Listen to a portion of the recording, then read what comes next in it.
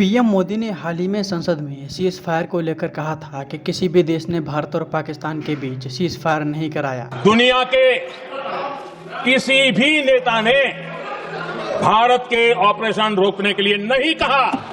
Donald Trump ने अब भारत से इसी बात का बदला लिया है। बदला ऐसा है जिससे भारत को बिलियंस ऑफ डॉलर का नुकसान हो सकता है। सबसे हैरानी की बात यह है कि पाकिस्तान डोनाल्ड ट्रंप के सामने झुक गया। इसी वजह से डोनाल्ड ट्रंप ने पाकिस्तान के साथ ट्रेड डील की है, लेकिन भारत पर करारा प्रहार किया है। आइए इस वीडियो में हम लोग गहराई से जानते हैं कि डोनाल्ड ट्रंप ने भारत पर टैरिफ क्यों लगाया, पाकिस्तान के साथ डील क्यों की और जो भारत पर टैरिफ लगा है वो दुनिया के अन्य देशों से कितना अलग है, और क्या अभी भी भारत और अमेरिका के बीच एक ट्रेड डील हो सकती है। आइए जानते हैं। भारत और अमेरिका के बीच कई महीनों से ट्रेड डील पर बातचीत चल रही थी, लेकिन इसका कोई खास नतीजा नहीं निकला। डोनाल्ड ट्रंप ने 1 अगस्त से भारत पर 25% टैरिफ लगाने का ऐलान कर दिया और साथ ही ये भी कहा कि रूस से हथियार और तेल खरीदने के लिए भारत पर पेनाल्टी भी लगाई जाएगी। ये पेनाल्टी क्या होगी ये आगे देखना होगा। डोनाल्ड ट्रंप व्यक्तिगत रूप से भारत से बदला ले रहे हैं। इसके बड़े कारण हैं। एक है डोनाल्ड ट्रंप का सीज फायर का दावा और दूसरा है रूस और यूक्रेन का युद्ध। डोनाल्ड ट्रंप ने कई बार कहा कि उन्होंने भारत और पाकिस्तान के बीच सीज फायर कराया है, लेकिन पीएम मोदी ने संसद में खड़े होकर यह कह दिया कि किसी भी देश ने भारत से सीज फायर के लिए नहीं कहा। एक तरह से पीएम मोदी ने ट्रंप को झूठा बता दिया। इसी वजह से डोनाल्ड ट्रंप का टैरिफ बम भारत पर गिरा है। पाकिस्तान ने ट्रंप के सामने समर्पण कर दिया और उनके सीज फायर के दावे को स्वीकारा। इसी वजह से अमेरिका ने पाकिस्तान के साथ ट्रेड डील कर ली।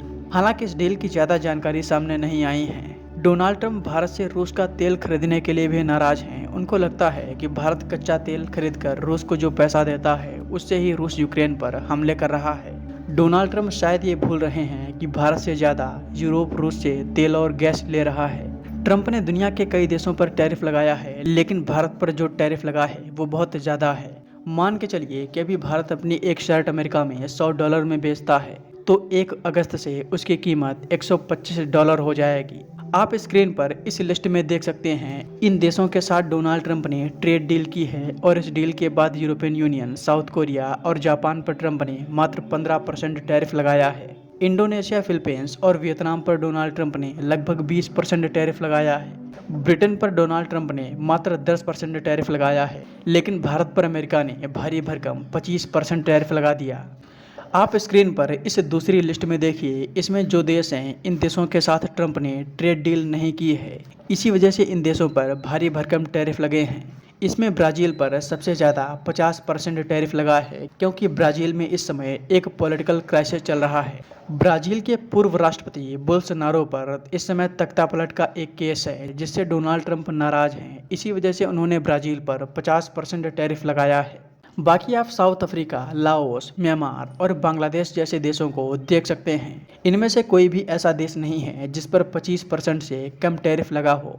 लेकिन अब सवाल ये कि क्या अभी भी भारत और अमेरिका के बीच कोई ट्रेड डील हो सकती है? जी हाँ, इसकी संभावना अभी भी बनी हुई है।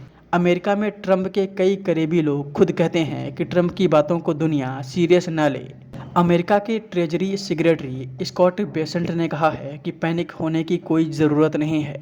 1 अगस्त को जिन देशों पर टैरिफ लगा है, हो सकता है उन पर यह टैरिफ 3 दिन तक रहे, या फिर 3 हफ्तों तक रहे, या फिर 3 महीनों तक रहे।